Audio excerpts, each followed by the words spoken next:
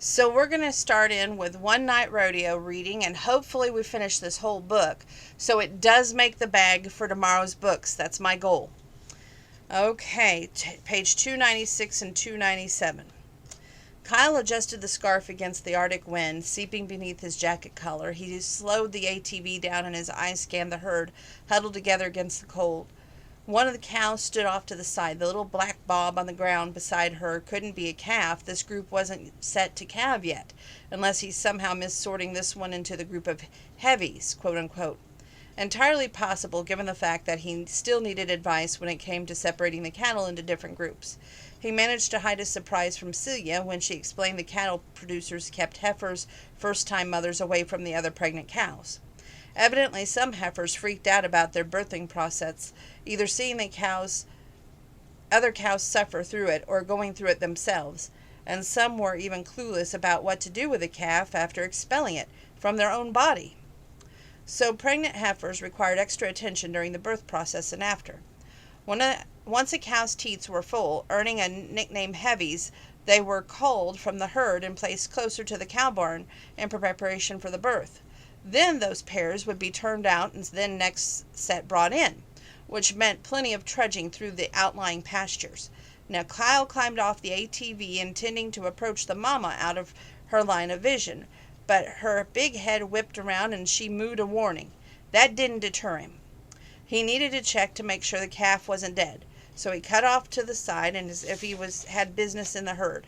Mama cow wasn't buying it. She pawed the ground. He stared at her in disbelief. She pawed the ground? Like a ticked-off bull? Yeah, she wasn't leaving that calf any time soon. He pulled out his cell and called Celia, not turning his back on the protective mama. Hey, I'm checking the herd, and in the southeast pasture we have a calf. Uh-huh, and I can't get close enough to see if it's alive. It ain't moved since I've been here, and the mama is ticked off that I'm even in the same pasture. I wasn't even aware I needed them. Are the ear tags in the ATV compartment? Kyle held the phone away, wondering if she'd blister his ear for being such a dang greenhorn, but Celia's tone didn't change as she explained the necessity of checking that before taking off, as well as having a notebook to keep track of the births and carrying antibiotics. She told him that she would pick up the necessary supplies and head in that direction.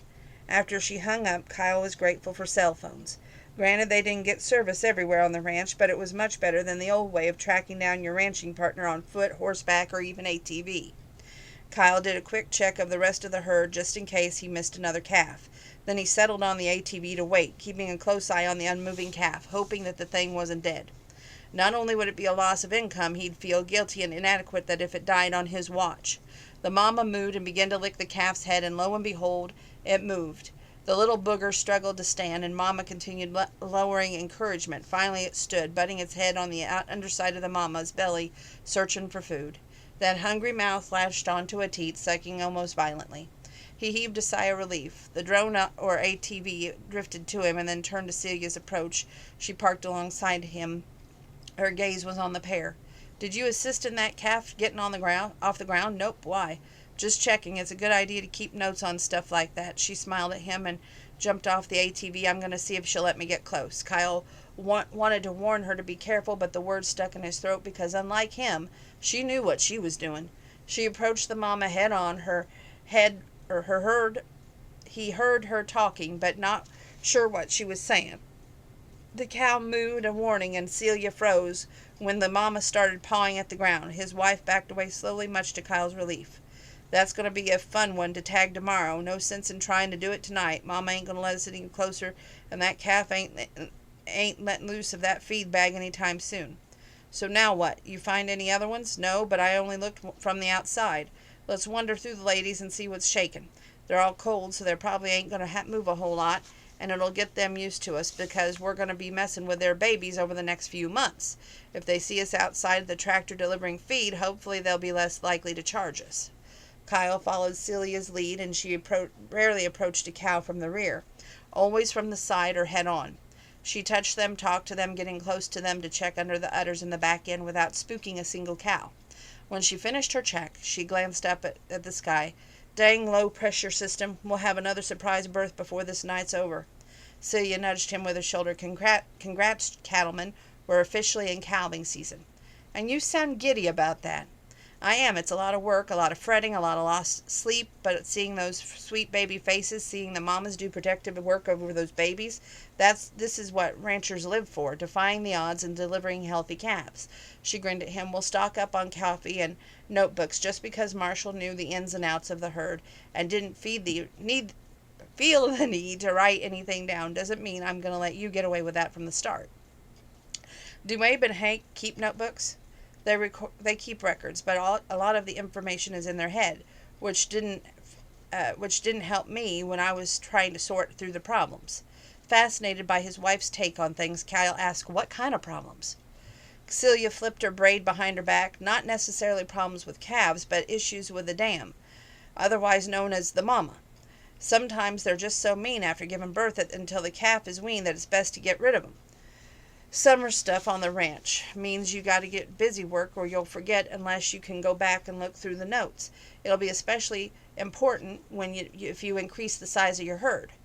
What did you want to change at the Lawson Ranch? I wanted to keep a better eye on the sires instead of just turning the bulls loose in the pasture and trying to figure out what the fact with which bull sired which calf.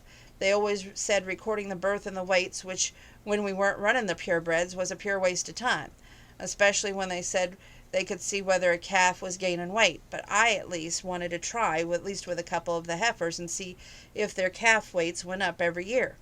What would it take to do that here? Her eyes turned shrewd. You're serious. So you're really going to listen to my ideas and not just discount them? Yep, I want to start doing everything out right. Well, you'll need a portable scale.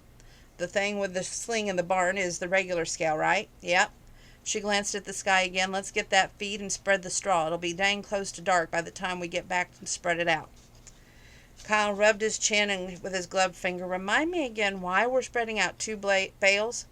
One to feed the bellies, and the old crappy stuff we'll use to cover the ground. It'll give them some warmth, especially important if we have any more surprise births tonight. And if we get really hungry, they'll eat that crappy stuff. It's hard to chew, and chewing and digesting is part of what keeps them warm. He couldn't help but kiss her. I had no idea about any of this stuff. Every day you blow my mind with something new, and you're so dang smart. It's pretty much common knowledge. Not for me. You've done way more of this cattle raising stuff than I realized. You know what works and what doesn't. I won't argue with you just to argue. Oh, she was nearly blinded by him with her beautiful smile. Okay, got that part. Then she nearly knocked him on his butt when she threw her arms around his neck. Thank you for listening to me. It means much more to me than you'll ever know. Kyle slapped her butt and kissed her again. You're welcome, but Kitten, I get to drive the tractor. Moving forward. Okay. We got page 310, 311, 312, and 313. So what you're trying to say is better late than never. Her gaze snapped to Abe's. What do you mean? You do know that you could sue us, right? Demand your third of the value of the ranch? By which means you'd have to sell it, she pointed out. I'd never demand that. You know that, don't you? Hank nodded. Obviously, we ain't keen on doing that, but the best way we've come up with to make it fair to you is to offer you a cash settlement. Celia looked between her brothers as if they lost their minds. A cash settlement for your third of the Lawson Ranch. We can't pay you out all at once, but we've arranged for our banker to put the first payment in your account. What's the catch? They exchanged another look, and Abe nodded to Hank. No catch, except we wish you would keep it and the money to yourself for a little while yet. You mean keep it from Kyle. Why did that annoy her? Abe reached for her hand. Don't give us any surly look. Kyle just had a life change windfall, and we're not suggesting that your marriage ain't going to last, but the money isn't a windfall for you, Seal. It's your heritage. If you want to share it with Kyle down the road a piece, feel free, but we're asking you to wait a bit. Have you told your wives about this? Hank shook his head. Lainey has her own money from her father's foundation and her job at the hospital. We have a joint household fund that we both contribute to, but she doesn't have nothing to do with the ranch income or expenses. So this is our business, Lawson business. Same with Janie. She got her own money, a stake in the Split Rock, and her job there. We decided to keep some separation between our finances and our relationship time. Abe locked his gaze to her. Our reason for doing this, little sis, is to give you some financial security because you deserve it. Her belly fluttered with panic, and her brothers somehow guessed that she and Kyle were a temporary couple. That was what was the only sticking with him long enough to get the money that he promised her so she could go back to school. Keep telling yourself that, Celia. Convince yourself that you're not in love with your husband is what she's thinking. Talk to us, Hank said, startling her. I don't know what to say. Maybe you could start by asking how much money it is. She looked at Abe. How much? $125,000. Celia's jaw dropped. Are you effing kidding me? Hank laughed. Pay up, bro. Abe dug in his front pocket and of his jeans and flicked a couple of 20s at Hank. I bet you'd say, are you effing serious? He argued you'd say exactly what you did. Anyway, it's your money now. You guys aren't like hurting yourselves financially by doing this. No, even if we had to tighten our belts, it's no more than what you've done out of necessity. And since we've come clean about this with you, Celia, come clean with us. Crap. About how much longer you would have been able to stay on the road, Hank said. Not all season, she confessed. That's why Kyle and I arranged to meet in Vegas during the expo. We talked about traveling together this season. As husband and wife? Abe asked sharply. Celia looked at Abe in the eye and lied. Yes, Kyle and I had a change in our relationship a while back. We kept it under wraps for our own reasons.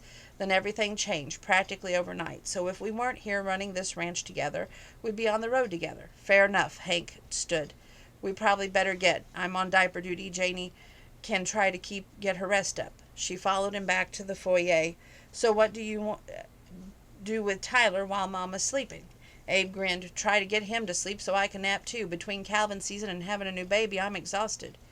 That's what Josh says. Kyle's checking Josh's herd so he can get a few hours of shut-eye. His wife has been sick, so he's on diaper duty too. Mighty neighborly of Kyle to help out. Josh has gone above and beyond for us, so it's the least we can do.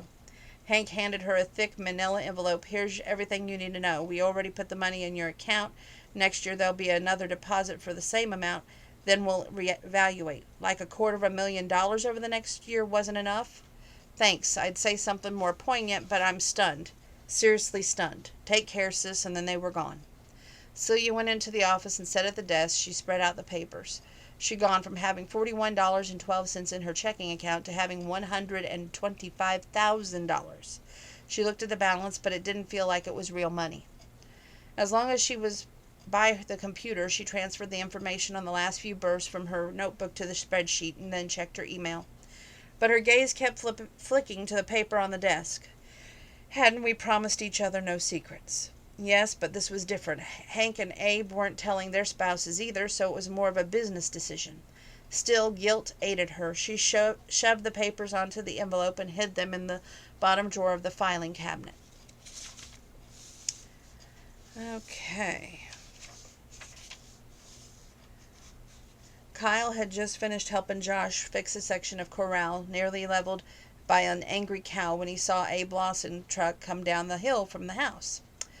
He should have been happy that Celia's brother was making an effort to keep in contact with her, but for some reason Abe's visit when Kyle wasn't around ticked him off. He knew it was stupid and petty, but he couldn't help his resentment. His resentment increased when he had to hear from Josh for the 1,000,000th time how freaking lucky he was to have Celia show him the ranching ropes, like he was a total idiot. Maybe he hadn't been born on this lifestyle, but he'd been around it for years, and some of the stuff ranchers considered secret knowledge was just plain common sense. He didn't appreciate being made to feel like he was the resident idiot. When has your wife ever treated you like the resident idiot? Never. Wife, right. That was just another issue weighing on him. He wasn't responsible for the chapel's licensing issue, but he was responsible for not telling her about the legal glitch. When he discovered it, confessing his real reason, hoping that she would fall in love with him for real, seemed like a lame excuse to keep her around at his ranch hand. It's more like you're her ranch hand, is what he's thinking.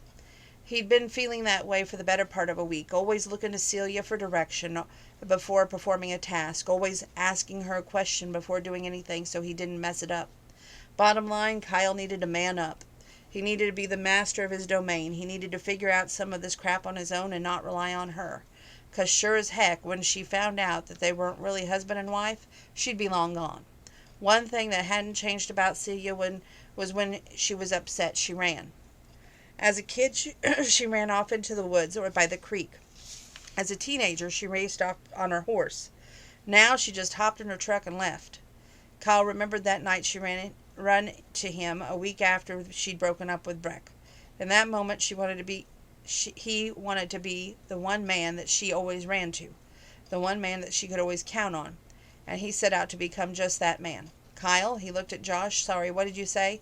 I just asked if Kyle or Celia had a brand preference for tubes. Kyle frowned. What do you mean?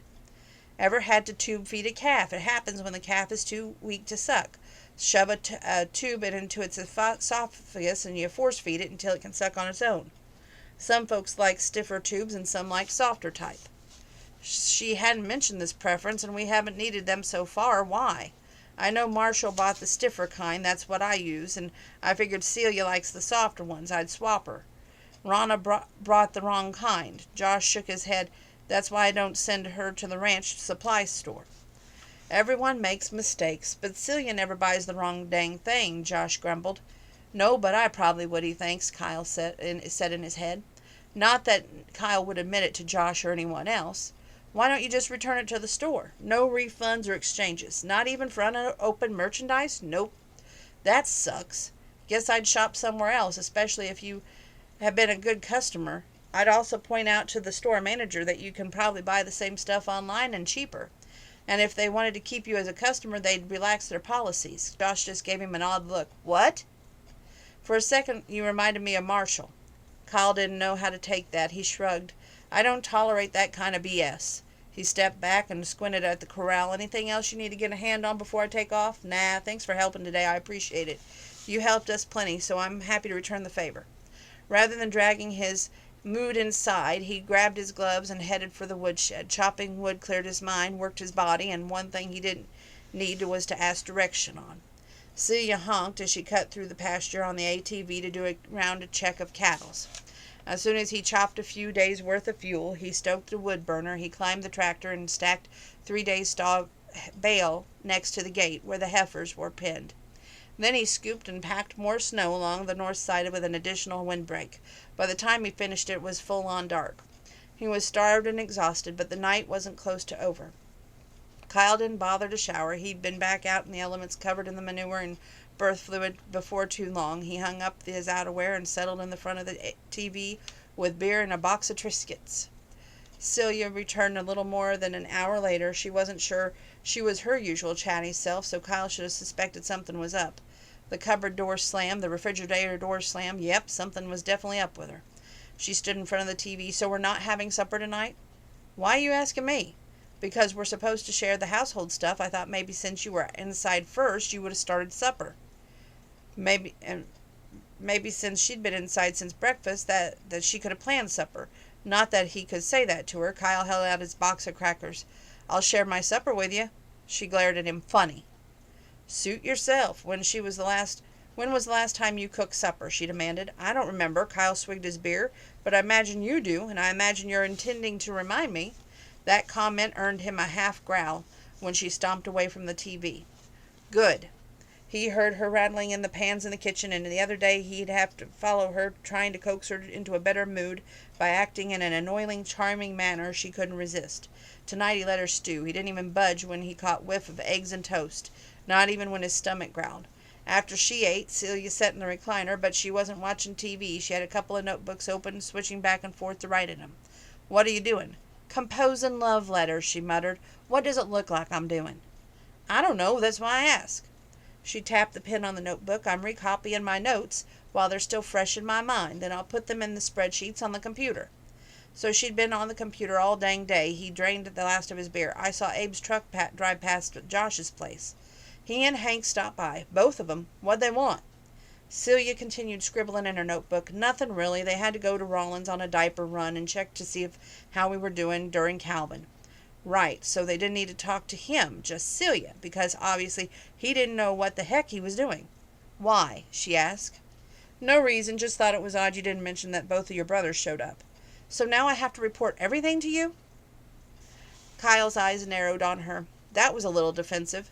It wasn't a big thing, she insisted, and they didn't stay long. I'm not sorry I missed them. I'm just sure that they would have gotten a huge kick out of asking me specific questions to see if I knew the proper ranching answers. So yeah, sorry I missed that fun time. Her mouth dropped open. What's gotten into you? Nothing. He stood. Forget it. I'll deal with the livestock tonight if you don't think I'll mess it up too badly. I don't think that, she said softly. You don't have to do it all yourself. We're a team. I want to do it all myself. It's your chance to get some rest. Take it. 'Cause I guarantee I'll be dog-tired and worthless most of tomorrow. But that's different from any other day around here. Celia didn't say a word as he dressed in his outerwear. Just as Kyle opened the door, Celia said, Wait. He paused. I don't know what Josh or my brothers or anyone else has said to you to make you feel this way. I've been as supportive as I know how to be, and I've never tried to make you feel inadequate because I know exactly how it feels when it's been done to me. It's not my fault you don't have experience with this, Kyle. When Kyle turned around to apologize for being an idiot, she had already walked away. Next spot, page 329. Celia set the bank statement and college information on the ironing board to keep separate from the other paperwork. After a half an hour of fruitless searching, she figured that Kyle had gotten so busy he must have forgotten about obtaining a copy of the license. Uh-oh. She went online and tracked down the phone number to request the copy of the marriage license to be sent to the current address. It took 10 minutes until a real live person came online. Celia explained the situation twice and bit back her frustration as being transferred again. Miss Lawson, sorry to keep you waiting. I did some checking and nothing was changed with regard to the Tradewinds Casino since the facility was closed. Since the 60-day grace period for the permits had passed, unfortunately right before your ceremony, the marriage is invalid. She froze. Excuse me? I must have misunderstood. I heard you say that my marriage is invalid. The marriage is invalid, she repeated, just like I explained to Mr. Gilchrist when he called. What? Kyle has been in touch with your office? When? According to the case file, over a month ago, since your marriage certificate wasn't the only one affected by the winds of change permit lapse and subsequent closure of the Tradewinds Casino. There's an active file on it, and all inquiries are directed solely to me. So you're telling me that Mr. Gilchrist knew about this? Yes, ma'am. Kyle had found out that their marriage wasn't valid and somehow just forgotten to tell her? BS. He hadn't told her. He wouldn't have made it through calving season without her. A very sharp pain stabbed near her heart. Was he really that calculating? Throw in the constant mind-boggling boom-boom. Is there anything else I can help you with, Miss Lawson? No, thank you. Numb. She hung up and wandered out of the office. She stopped in the doorway of their bedroom, seemed foolish, her happiness this morning that he made the bed without even prompting. She managed to keep her tears in check until she entered the living room. She'd been filled with so much pride that her first foray into the home decorating had turned out so well. The comfy furniture, the carpet, the vibrant curtains, even the western painting on the wall that made the space so indelibly theirs.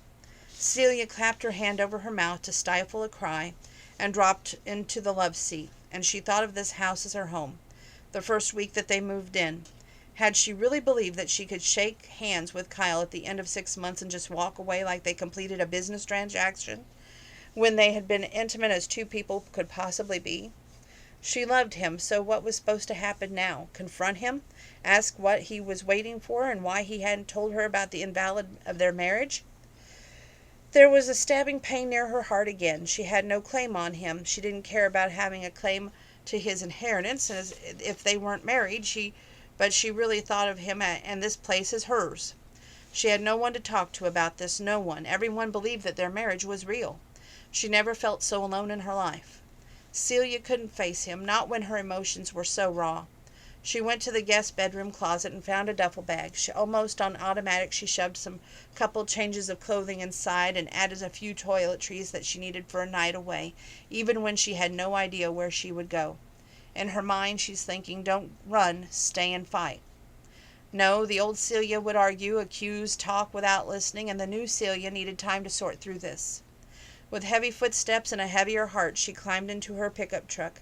She couldn't look at the horses standing by the fence. She'd have to remind Kyle to feed them tonight. At the stop sign at the end of the gravel road, she really seemed to be at a crossroads. Right took her to Rollins, and left took her to Muddy Gap. Neither choice seemed right. Part of her wanted to spin around and head back to the ranch, pretend that nothing had changed, because they were happy together, weren't they? But the fear that Kyle might look at her in the eyes and tell her that it was over kept her from turning around. She needed to toughen up and prepare herself for that possibility. Ultimately, she turned left toward Muddy Gap. Her stomach growled as she went toward town, but facing the diner regulars in the frame of mind wasn't happening. The closed sign hung on the front of the door in Bernice's beauty salon, but Celia noticed the back end of Bernice's Chrysler Imperial sticking out of the parking area, so she pulled in. Bernice opened the metal door a crack and barked, "What?" at Celia knocked before she poked her head out. Her scowl morphed into a smile. "Hey, girl, come on in. I was just catching up on orders." She flicked her half-finished, still-smoking cigarette butt into the snow. For a second, Celia thought about diving for it and went to keep that precious tobacco from going to waste. Pathetic Celia. "You coming in or what?" Bernice barked. "Yeah." Celia let the door slam behind her. "What brings you to town?" Bernice rubbed her hands gleefully. "You gonna let me cut that hair, or would Kyle have an issue with that?" She almost said, "Who cares what the F Kyle thinks? Let's do it." But facing a major life trauma was no time to act on such a huge change. Bernice led her to the sitting area. "So, sugar, not that I'm not happy to see you, but you don't look happy. What's up?" Celia, who prided herself on not being a crybaby type of woman, burst into tears for the 2 millionth time. Maybe not that many, but it sure seemed like it. She didn't babble or blurt anything out. She just sobbed. Bernice handed her a box of tissues and didn't speak. Celia's tears subsided. That first fight as a married couple is always the hardest," Bernice said softly. Celia dabbed her eyes. That was a good explanation for her hysteria as any. She expected Bernice would offer surprise that she and Kyle hadn't fought before now, but Bernice said nothing along those lines, and Celia knew that she'd done the right thing by coming there. "I remember my first married fight with Bob. He said something stupid off the cuff because most men are clueless and dumb idiots, and when it takes them a while to train them. Anyway, I thought my world had ended, even as I was wondering if I could get away with killing him for hurting my feelings. What did you do?" "I didn't want to go home to Mama and give her a reason to think that the marriage was going south so soon. It was summertime, so I went to my favorite fishing spot. Brought a sleeping bag, planned to spend the whole night out there. Shocked the crap out of me when Bob showed up at 10 o'clock. He'd been all over the place trying to find me. That man didn't know what he had done to upset me. He just knew that he'd done something and he needed to make it right. We had our fair share of rows since that day, and 30-some-odd years ago, and we've always worked it out." She patted Celia's knee. "Does Kyle know that there's a problem?" Celia shook her head. "I'm sure you don't want to go to your brother's places or go to Harper." "No, I need some time to think. I'm not being a brat. I'm not being a brat, hoping he'll track me down either." Bernice patted her knee. "I understand. Why don't you just stay here tonight? There's a TV and a cot in the office. I'll grab you some grub from the diner." "Thanks, Bernice. You're welcome. But I do have one condition for you staying here. If Kyle does track you down, you listen to him. You talk to him. No hiding, all right?" Celia had no intention of telling Kyle where she was. "All right." Bernice stood. "Be back with your food." While Celia ate, Bernice got rid of the cigarette butts and almost emptied cigarette packs to keep Celia from temptation. She texted Kyle that she was babysitting overnight for Hank and Laney, reminding him to feed the horses tonight and in the morning. As soon as Bernice locked her in, Celia shut off her cell phone and she stretched out on the cot and watched mindless TV without seeing any of it. Kyle received her text message, and then he pulled into the driveway. He'd been delayed in town later than he'd like, and something about her message seemed off. He unloaded the supplies, checked the cattle, fed the horses. The house was dark, and it gave him a weird feeling that this would be his life if Celia wasn't in it. Kyle fixed a plate of leftovers and ate over the kitchen sink, just like he'd done in his bachelor days. He checked for more text messages before he got in the shower. He checked for more text messages after he plopped on the couch to watch TV. About halfway through the episode of Top Chef, he noticed a little blue light glowing in the hallway. He checked the office and saw Celia had left the computer on. Weird, she always shut it off. He nudged the mouse, and the state of Nevada's marriage license information website showed up on the screen. He was pretty sure that he felt his heart stopped. His gaze took in the papers spread across the desk. Celia had been looking for something, and he didn't need a magnifying glass and a tweed hat to know what she'd been searching for. And she hadn't found it because it didn't exist. Kyle scrubbed his hands over his jaw. What the F was he supposed to do now? Panic like this never knocked him to his knees. She had left him, and he bet $100 that she wasn't at Hank's. He dialed their home phone and paced in the office. Hello? Hey, Laney. Kyle, what's going on? Not much. Just wondered what you guys were up to tonight. Silence. Maybe he'd been wrong. Please let him be wrong. Sorry, Brianna just threw her spoon at her father. She's teething and being a total pain. She can't go to bed soon enough for us. We are plain exhausted from dealing with that monster child. His hopes plummeted. So you're not hiring a babysitter and slipping out in your dancing shoes once the monster is down for the count? Laney snorted. No, I'm in my sweats covered in spaghetti, so no. I won't bug you, so no big reason to call. Just wanted to touch base with Hank, and he can give me a ring tomorrow. I'll tell him. Give our love to Celia. I'd give her my love, too, if I knew where the heck she was.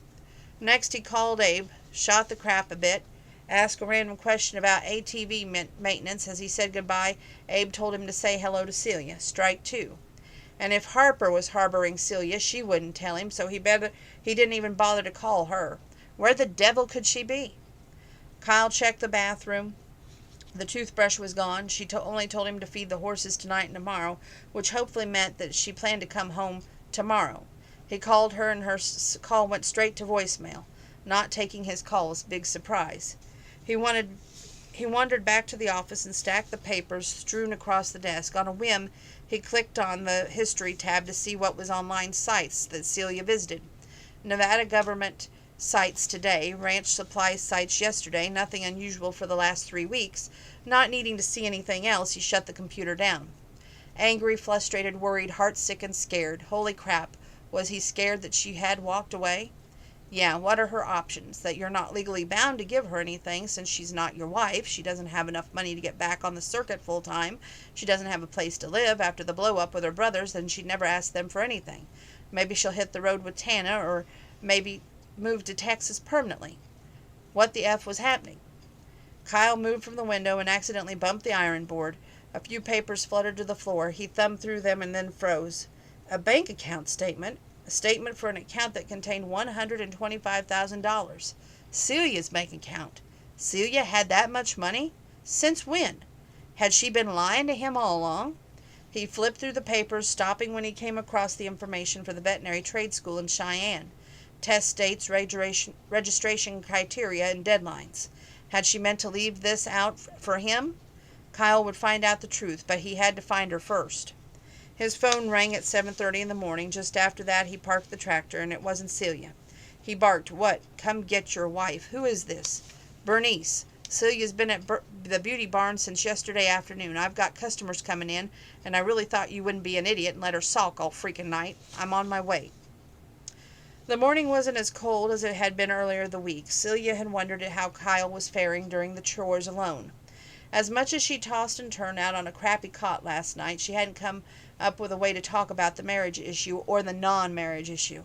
She had cleaned herself up and locked the back door for Bernice, and she just finished her second cup of coffee when the back door slammed. "The coffee's fresh if you want a cup. Don't mind if I do." Celia spun around and seen a very ragged-looking Kyle approach her wearing a very ticked-off face. She said the first thing that popped into her head. "A bit early for the full salon treatment, isn't it? Funny, maybe I should ask you to get a special rate since you spent the night here." No snappy retort for that. "Crying out loud, Celia, I was worried sick when I figured you weren't babysitting for either of your brothers. You called them? What the heck did you think I was going to do? You didn't even answer your phone. I spent all night pacing, wondering if you even got into an accident." She wanted to snap that she hadn't been thinking straight because she found out, they weren't freaking married. But she knew shutting off her phone had been childish. "I'm sorry that you were worried. So they know?" "That you lied to me and spent the night at God knows where? Not exactly something I want to share with anyone, let alone your brothers." Celia marched up to him. "You want to talk lies? How about the lie that we're married?" "So why didn't you tell me? We were married. That chapel in Vegas let their license expire, which neither of us could have known at that time. So why didn't you tell me? Why didn't you let us continue to live together as husband and wife? Everything that they have done, everything that they could have been to each other, had been based on a lie. You didn't tell me because you needed me as your forever ranch hand. You needed me to help you through calving. That's really how little you think of me, Celia. I'm that shallow, heartless, and calculating. You tell me. You've known about the bogus marriage for weeks. Yeah, I talked to that lady in Nevada too.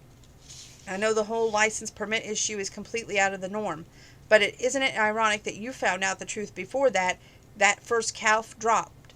Kyle didn't say anything, and Celia was so worked up she feared that she would say something that she would regret. She was afraid that she revert to that little girl who goaded him, so she walked away from him to the sitting area where she left her purse. She turned on her cell phone and scrolled through the missed calls. 31 calls from Kyle over the course of the last 12 hours. Celia frowned at the number of missed calls from Tanya. Kyle barreled around the corner. God forsaken Celia, we're trying to talk about some of this stuff. She held out her hand. Tanya has called me 14 times in the last 20 minutes. By all means, call her right freaking back, right now. I'd hate for her to miss out on your advice on her love life when our marriage is falling apart. This is no marriage because there is no marriage. So don't pull that I want to talk about this now BS attitude on me when you should have talked to me weeks ago. Tanya, hey, what's going on? Tanya was close to hysterical. Finally, Celia calmed down enough to decipher the phrase when she kept repeating. She lowered herself onto the couch. When? She vaguely heard Kyle ask, what's wrong? Take a deep breath because I can't understand you. Oh, goodness, I'm so sorry. She listened to Tanya falling apart, tried to hold it together. No, that's okay. I'll have it on me at all times. Yes, I promise. Celia dropped her phone to the carpet. She put her forehead on her knees and hoping to muffle her sobs. What horrible news. Poor Tanya. Celia felt Kyle's hand rubbing her back, offering support, and that made her want to cry harder. What's going on? She sat up. Tanya's mom, Bonita, had a stroke. Is she going to be okay? They don't know, and it doesn't look good. Oh, man. Celia, I'm so sorry. I know you spent a lot of time with her. She thought of Bonita's sweet smile as she bustled around the kitchen, the way she twirled a dish towel at her and the dog, Smoochie, start dancing. She was so much like my mom after Murray died, and she was the only one who didn't tell me to get over it. She was so sweet and motherly, and I didn't realize how much I missed that. The last part came out like with a sob. Celia found herself hauled into Kyle's arms. He let her curl up into a ball on his lap and held her as she sobbed, which made it worse because he had the ability to soothe her like no one else could. How could this all be a lie? She cried harder. Her phone began to vibrate on the floor. She practically leaped out of Kyle's arms to scoop it up. Tanya again. She hastily wiped her face. Hey, T. No, it's okay. Celia began to pace as she listened to Tanya's nonsensical ramblings. Of course, you don't even have to ask. Seriously, it's a 3-hour drive. I'll let you know as soon as I get there. Celia couldn't look at Kyle. Kyle has this ranch thing down pat. He won't miss his ranch hand at all. Kyle made a growling noise behind her. Cell service in Wyoming sucks, so don't panic if you can't get a hold of me, okay? She couldn't afford to break down now. She had to focus on Tanya, be strong for her friend. She grabbed the duffel bag from Bernie's office and slipped her coat on. She felt Kyle's burning gaze on her, so she met it head on. Going someplace? Texas. You're going to Texas now, he said incredulously. How are you going to get there? I'll drive to Denver and then fly to Dallas. So you're just going to jump in your truck, leave without talking to me about any of this first. Tanya needs me. Her family has been my family for the last 4 years, and there's nothing for me here anymore. Celia, Kyle said sharply, you can't just drop everything and go to her. Says who? Me. And who are you? Right. You're the man who's not really my husband. You're the guy who kept me in the dark about this marriage being a lie. It wasn't a God-forsaken lie. The way I feel about you isn't a lie. Though what we still have isn't a lie, and you know that. Doesn't matter. She raced out the door. 2 seconds later, Kyle had caught her and lashed her into his bicep.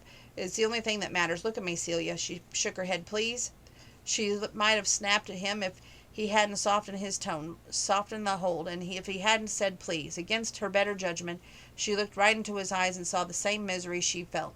These last 3 months have been the best of my life. I don't want to lose you. Not because I need your ranching expertise, but because I need you. Why are you telling me this now? He broke eye contact for a second. Because you wouldn't let me tell you that before. It just proves that you didn't try very hard to tell me anything, did you? Celia jerked out of his hold and made tracks for her truck. But Kyle didn't let her get far. Fine, you're right. I've been a closed-mouthed jerk. I'll come with you and we'll talk about it on the way to Denver. I don't know how long I'll be gone and you have a ranch to run." He snarled, "I don't give a crap about the ranch right now." She wheeled around after throwing her duffel bag in the back of the pickup. "Don't ever say that. Those animals depend on you.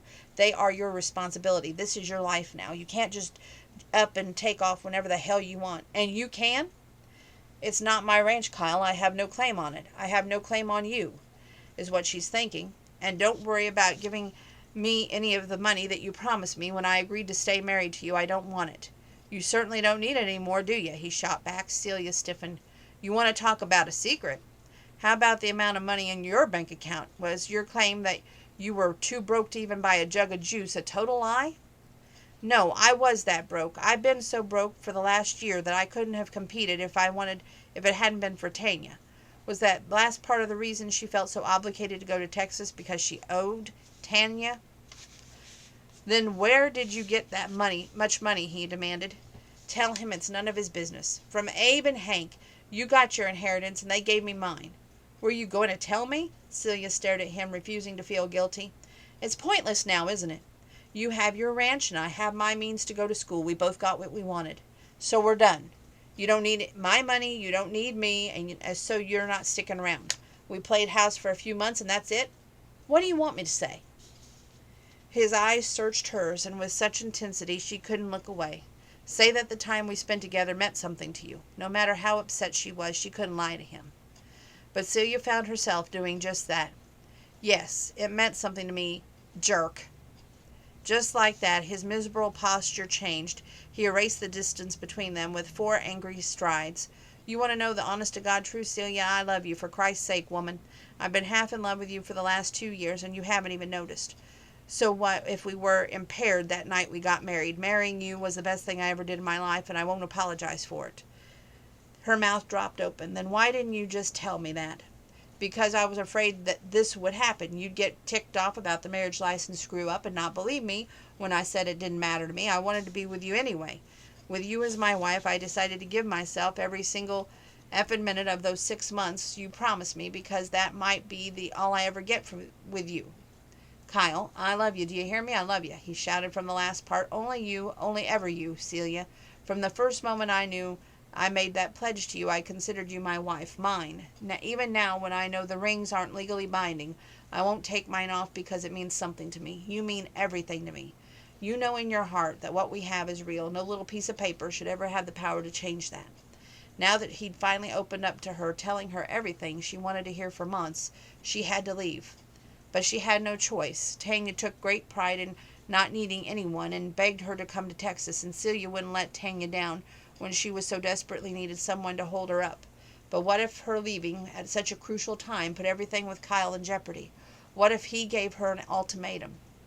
He must have sensed her indecision, because his eyes were gentle even when his tone stayed firm.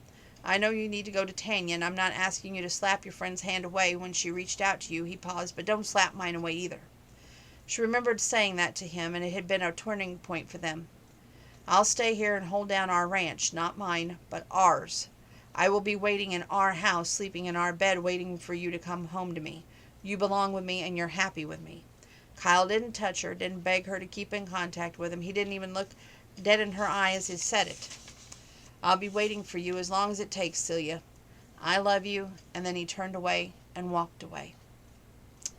Kyle had hoped for a declaration of love from Celia after he yelled that out, that he loved her in the parking lot of Bernice's beauty barn, for crying out loud. But somehow her calling him an idiot was as close as an admission of feelings that to prompt him to come clean with her about everything.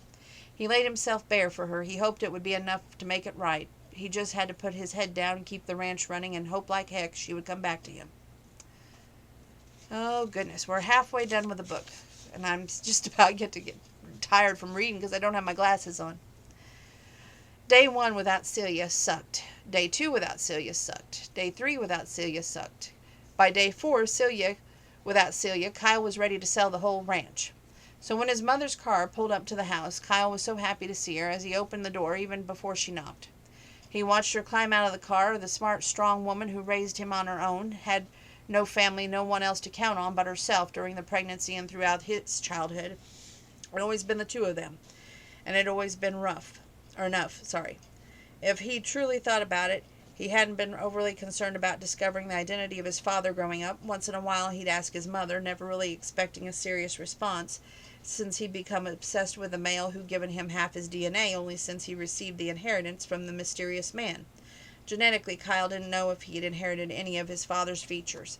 He'd not even found a single picture of Marshall in any of his belongings, so because he only had a fuzzy mental image of the man, he had no idea if he had Marshall, the same hands, the eyebrow shape, or even the same shoe size. But Kyle knew what his mom had looked like as a child, as a teenager, as a young mom. He even knew how she felt at all those different stages of her life. He knew he inherited her eyes, her mouth, and her good nature, her work ethic, her capacity to love unconditionally. Over the past few days, he had all the time in the world to think over and no one to talk to about his realizations. Maybe the revelation was more of apt to description for what he finally grasped, that Marshall Townsend had lost out. Kyle understood that he would not find a letter of explanation from Marshall in the boxes of papers and why he made no effort to get to know his son. He wouldn't find a secret scrapbook Marshall had compiled with newspaper clippings or Kyle's triumphs in the world of rodeo. At last count, his mother had 32 scrapbooks, one devoted to every year of Kyle's life, and made an effort every day to be a part of her son's life. That's what counted. Kyle could spend the rest of his life second-guessing a dead stranger's motives, or he could do as Celia had suggested weeks ago. He could let it go. Be happy with his windfall. Be grateful Marshall had given him some land and cattle and money. Be grateful his mother had given him so much more. 2 weeks ago, he authorized the lawyer to release the money Marshall had set aside for her, plus the extra in his account. She had called him immediately, completely in dead shock when she started crying, and that he lied about having chores to finish, and quickly ended the call. He had no idea how to deal with her gratitude. Looks like she'd come up with something on the fly. Sherry Grillcrest bounded up the steps and hugged him. My boy. He hugged her back hard. Hey, hot mama, come get in the house. What's this? You actually happy to see me? I am. So how are you? Lonely, is what he was thinking, but hanging in there, is what he responded. She glanced up. Don't lie to me, Kyle Dean Gilchrist. You look like hell. Thanks for the confidence booster. You'd be disappointed if I started sugarcoating my maternal responses to you by now. He grinned. The woman who'd given birth to him definitely had her own way of doing things, and he appreciated more than ever that easy rhyme to the relationship. So what brings you by? I've got an appointment in Rollins. Wanted to talk to you face to face so you couldn't hang up on me. Am I in trouble for that? No, but I'm pretty sure that I raised you better than that. She kicked off her stiletto boots and wandered through the living room. Oh, Kyle, just look at your home. It's so nice, not too fussy, warm, and welcoming. It's perfect for you and Celia. Thanks. I owe all the decorating and stuff to her. She sat on the love seat. Where is your lovely little wife? Texas. Her best friend's mom had a stroke, so she went down there to be with her family. That girl, she really is a sweetie, isn't she? So thoughtful, so genuine and helpful. Then she frowned. Wait, she left here to handle the ranch by yourself? He bristled only a little.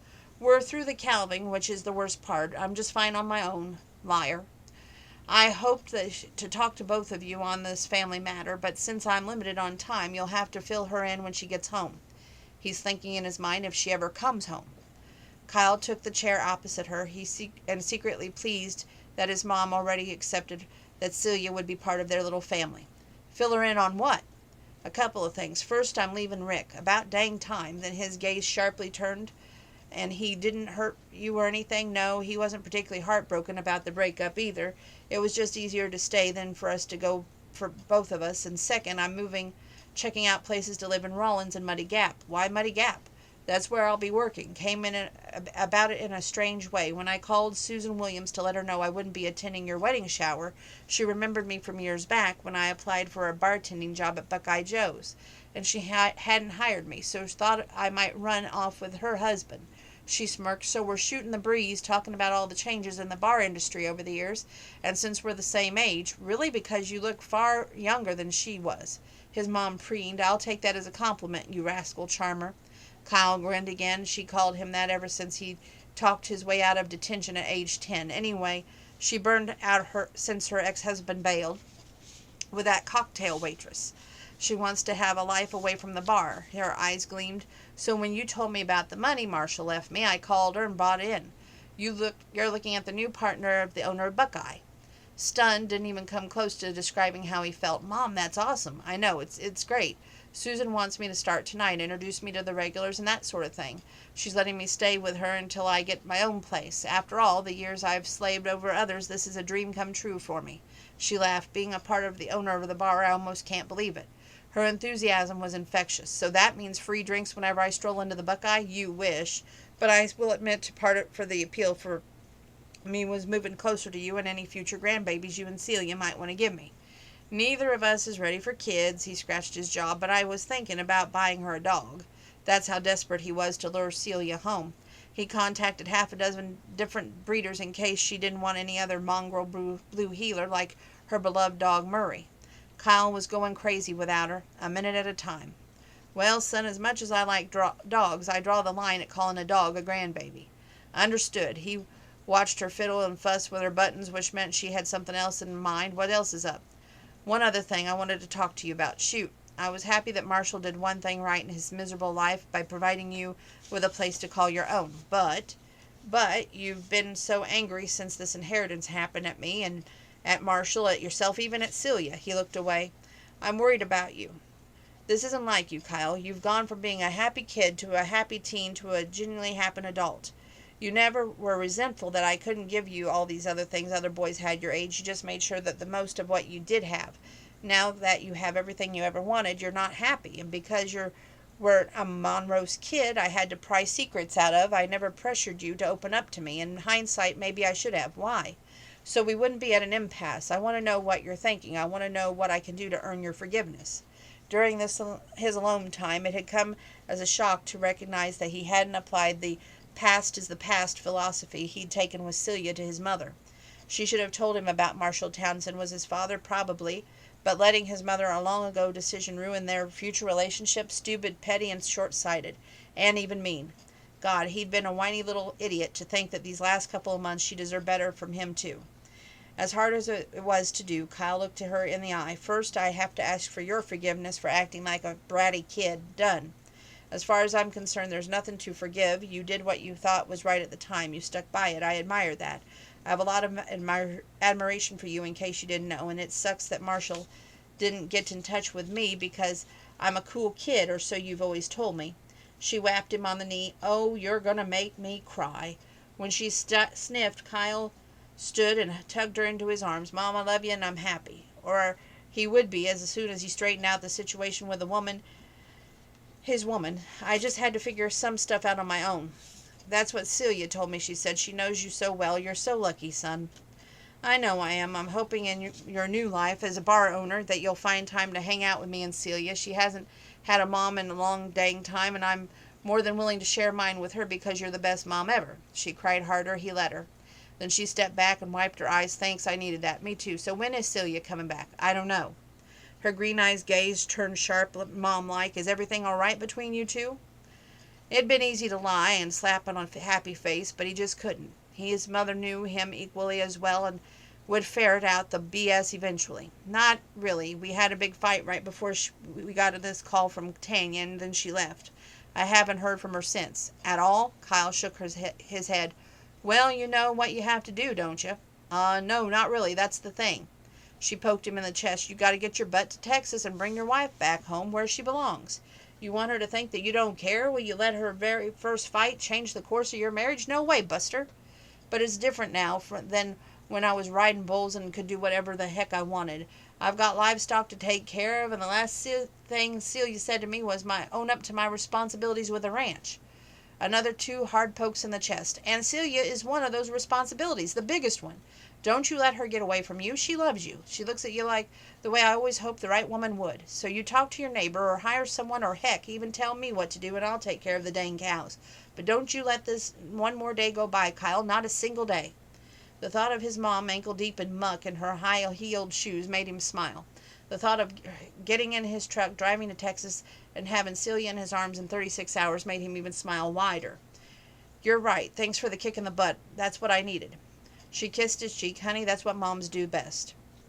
10 minutes after his mom had left, Kyle was about to head down to Josh's to beg for help for the next couple days when Laney's vehicle pulled up. He had to lock his knees against fear that something had happened to Celia. Was that why he hadn't heard from her?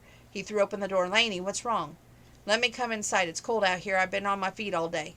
Laney unwrapped her scarf. She looked like she'd been crying. Kyle managed a calm, "Tell me what the hell happened before I lose my effing mind." She sank onto the couch. "Tanya's mom died yesterday." "Yesterday? Have you heard from Celia at all?" He shook his head again, and Laney sighed wearily. "I was afraid of that." Had Celia confided in Laney about their fight, or that their marriage, about their marriage, of what? "Stupid cell phone." She held hers out. "See, I don't even have service out here. And Tanya's folks' house is one of the few places in Texas where there's limited cell service. So between the spotty service in Wyoming and you and Celia being without a home phone, I figured that's why Celia called me, because she couldn't get a hold of you." So Celia hadn't told Laney about the fight or that the marriage license problem. Good. He let Laney believe that the crappy cell phone service was the culprit for Celia and him being out of touch with each other for 4 days. "What did she say? Is she okay?" He's thinking, does she miss me? Is she coming home? "She's coping. She told me that the funeral is the day after tomorrow. That's soon. Yes, I guess the grief has done some crazy things to Tanya's dad, and he just wants the whole thing over with." Laney glanced up at him. "You're planning to go to Texas?" Because Celia sounded a little lost. That twisted his heart and his stomach in a gigantic knot. "I was just on my way to ask Josh if he would take care of things here for a couple days so I could go get her." "Well, not to overstep bounds, but Hank and Abe have volunteered to pitch in and take care of your livestock.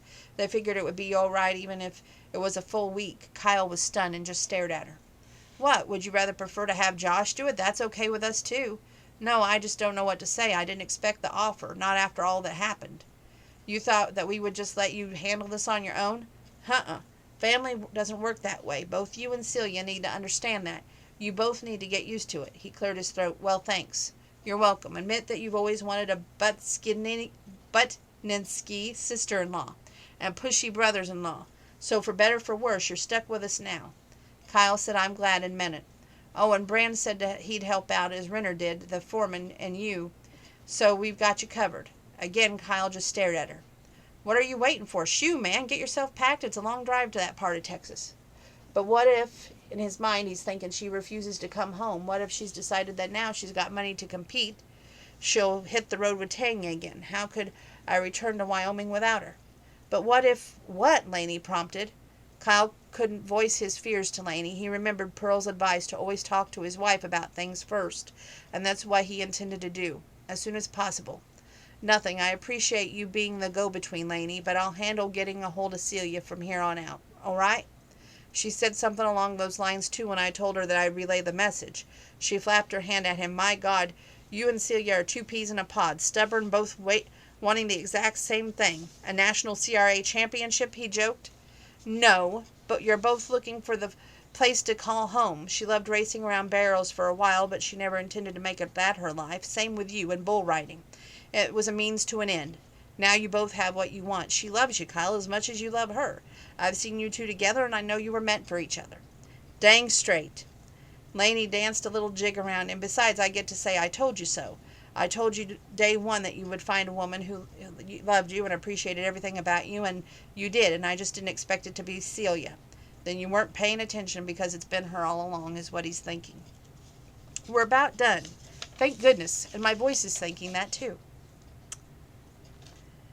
It was one of the worst weeks in Celia's life. The somber mood at the Barker household, Tanya and her brother, Garrett's devastation made it worse when their father, Milt, handed down the edict after edict. Bonita's best friend, Rosalie, refereed between father and children, in addition to coordinating the food and handling phone calls and visitors. Celia helped as much as she could, but staying busy kept the memories of when she lost her parents locked down tight. She'd taken over feeding the cattle, the horses, to allow Milt, Garrett, and Tanya to deal with the most pressing issues. It also allowed her time away from Tanya's grief, which was overpowering and all-consuming. Talk about all-consuming, she missed Kyle, missed him like it was a part of herself without him. Maybe the best part, she missed the home that she made with him, missed the life that they began to build together, regardless if they were officially husband and wife or not. There was so much she wanted to tell him in person. And if Celia had wanted Kyle so badly, she'd sworn she'd seen him at Bonita's funeral, sitting in the dark back row at the church, wearing a black hat and a dark green sport coat. But she hadn't really seen him during the processional out at the church, nor had she seen him at the cemetery. Obviously, he was just a figment of her needy imagination. After the funeral, Celia changed out of her dress clothes and put on work clothes to deal with the livestock. She lingered outside, trying to gleam from joy from the beautiful spring afternoon. As much as she appreciated the milder Texas weather, she missed Wyoming. She missed the spring snow, that time of year where everything turned into a mud bog, and missed the cold air and the big sky and the constant smell of wood smoke. She missed the sound of the calves baaing and the sound of Kyle whistling as he worked. How long did Tanya expect her to stay? Because if Celia had her way, she'd hop a plane tomorrow morning, and she'd head home by supper time. She imagined pulling into the driveway at twilight and Kyle running out of the house to greet her, sweeping her into his arms, peppering her face with kisses, and making promises that she would never ever leave him again. Romantic nonsense. Next time you'll have him riding up on a white horse carrying a puppy. After 2 more quick swipes of her brush, she patted the Daisy May on the rump and returned the tools to the barn, hanging up the chinks in the straw and she borrowed from Tanya's stash. But even after she left the pen, 3 horses hung over the fence, trying to get her attention. She wandered over, and they took off when they realized she didn't intend to feed them. You know, I shouldn't be surprised I find you out here with the horses. Celia spun around. Her heart was racing. It was not a figment of her imagination this time. Kyle was here, really here, in the black hat and the green sport coat. Kyle, glad to know that you haven't forgotten my name in the last 6 days, 9 hours, and 23 minutes. She didn't think, she just acted.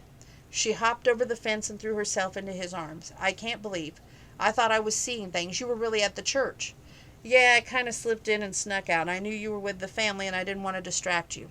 He gestured to the pasture. If you want, I'd have done the cattle check with you. Someone told me recently I ain't bad on a horse, he smiled. That charming smile did thanks to her knees and other parts of her body. How long have you been here? Only since about an hour before the service started. I drove straight through, found a hotel, got cleaned up. Kyle curled his hand around her face. Stayed away from you, and I couldn't take the staying away any longer. Celia closed her eyes when their lips met, crying out loud, I missed you. I hated that you left things hanging between us, but I understand why you did. You and Tanya have been best friends, and she's been there for you so many times that when you felt like you had no one else, you owed her, and she needed you. But I need you too, Cel. Kyle tilted her face, and he looked directly into her eyes. I love you. You've been my wife and my heart and soul since the morning we woke up wearing wedding rings. And yes, I should have told you when I learned about the marriage license issue. Not proud to say that I didn't tell you because I thought you would leave me. See, you never needed me as much as I needed you. His small smile was there and gone. I wasn't worried about losing my ranching expert, Celia. I was terrified about losing you. You didn't lose me. After you told me you loved me, even when you knew I had to leave, it gave me so much hope. And what? And I finally can admit that I love you like crazy. Thank God for that. He held on to her for several long moments, one hand twisted around the braid and the other covered her heart. The thought of her not having you in my life, by my side every dang day for the rest of my life, makes me dead inside. Don't say that, but it's true. I never knew I could love anyone the way I love you, and it scares me, Sal. Her tears leaked out the corner of her eyes and ran over his hands, but she didn't even try to stop them. I missed you so much, Kyle. Oh, crap, don't cry. I freak out every time you cry. His fingers started to wipe the moisture from her cheeks. Celia put her hands around his wrist. They're happy tears. You make me happy. Ever since last year when you told me that I deserved better than Breck, when you convinced me to walk away from him, I even given myself a chance to find a good man who loved everything about me. I'm so thankful that man was you. Celia squeezed his wrist. I think the part of the bratty little girl who annoyed you always secretly loved you. He laughed, and then he kissed her with sweetness, with his heart, with his soul. The passion would come later when they were alone, but Celia let herself fall into it and fall into him.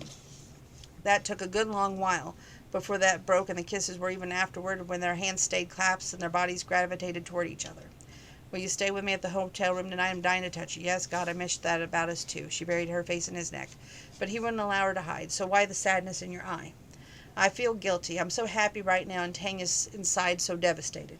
She's lucky that you could drop everything and go to her, but she'll have to stand on her own for a while for you to realize that. Yet, right? Yes, speaking of dropping everything, who's taking care of the livestock at home? Josh? And your brothers, and Bran, and Renner, and the crew, and they all said they owed me for years that I helped them out, and they were more than happy to return the favor for a few days. But I suspect our sister-in-law had a lot to do with them making that happen. My meddling family members making you crazy yet? Nope, I sort of like it, to be honest. He briefly put his mouth to hers. The man could not stop kissing her, and she really loved that about him. My mom has some news too, but I'll let her that keep. First things first. What, after I get left during our big fight, you want assurances from me that from this point on, you'll come first in my life? Yep, that's a start, and you'll come second in mine right after the cows. He laughed, and then she swatted him. Kidding, I just figured that's what the real cattleman would say. But if that's the case, I'll never be a real cattleman because you'll always come first. Always. He wrapped her braid around the fist and tugged it. Being a cattleman isn't enough for you. The offer to pay you for your school still stands. I want you to have your dreams, Celia, no matter what it is. You, this life that we are beginning to build together, that's my dream. It's more than I ever hoped for. More than I ever thought I deserved. Celia touched his jaw. Part of me being afraid is that dream. Part of me is afraid that this is the dream. It's not, baby. It's as real as it gets. I can't believe that you came after me. I can't believe you thought I'd ever let you go. They looked at each other and laughed. We're so sappy. Sappy, happy, sloppy in love. That's us, kitten. He slung his arm over her shoulder. They walked along the paddock. Did you tell Tanya or anyone about the marriage license screw-up? No, did you? Are you kidding? After the way your brothers acted the first time, you think I want to give them a real reason to get the living daylights beat out of me? And living in sin with her baby sister? No way. He stopped and faced her. So no more living in sin. I have a couple ideas how we can fix this. Kyle dropped to his knees. Celia Rose Lawson, I love you, and I can't live without you. Will you marry me again? Yes. She jerked him to his feet and said, yes, yes, yes, yes, yes, punctuating each yes with a kiss. He laughed. We have two options. The first is hop in the truck and drive straight to Vegas. We'll find a chapel with an update to permit, and then we'll tie the knot again and make sure that we leave with all the proper paperwork so that we'll have proof that we're really married. That sounds perfect. Ah, but I'm not done. I know the tequila feud ceremony, the wedding of your dreams. So the second option is have a hometown preacher marry us in front of our family and friends so you can wear a fancy dress, have a big party afterwards. If you want that, I'm good with that too. I'm good with anything that makes you mine as soon as possible. She liked the possessive side of him as much as she liked the sweet side. Something about us getting married in boots and jeans fits us. Something about keeping the ceremony about us pledging ourselves to each other in private suits us too. So thanks, but I'll take the quickie Vegas wedding. You sure? Yes, because I already feel like I'm married to you. It would just be a formality. Kyle kissed her. This time we'll be sober, but we'll repeat our eternal vows to each other. This time I'm putting a big diamond on your hand, and this time we will seal the deal with a kiss. I'll take extreme pleasure in knowing that I'm the first man who ever kissed you as well as the last man who will ever kiss you. And there's that romantic streak I've been missing, something fierce, she murmured. Then we'll rent one of those fancy bridal suites, and I'll spend the whole night proving to you how much I love you. He grinned and wagged his eyebrows. I'll guarantee that we'll both remember that wedding night. She touched his face. I love you, Kyle, so much. Who knew that me asking you to keep me from doing something stupid turned out to be the best thing I ever did? One night turned out to be a lifetime, and I'm good with that. And that is the end of One Night Rodeo. I have enjoyed this book. I am going to miss this book dearly, but I'm going to write down that I need to find the other two books in this series, and hopefully I will find those other two books and bring those two books to you just like I did in this book review. And of course this one gets a 20 in the book rating, so that's a must read in my list. So that's good. She's now on my must read author list as well, so that's even better. So make sure you stay tuned. It's actually not as late as I thought, which is great. And I'm going to go empty the dryer. After I do that, the next thing that I'm going to do is come back to you and probably sing a couple of songs. How does that sound? Not so bad, right? So take a deep seat. I'll be back as soon as I can.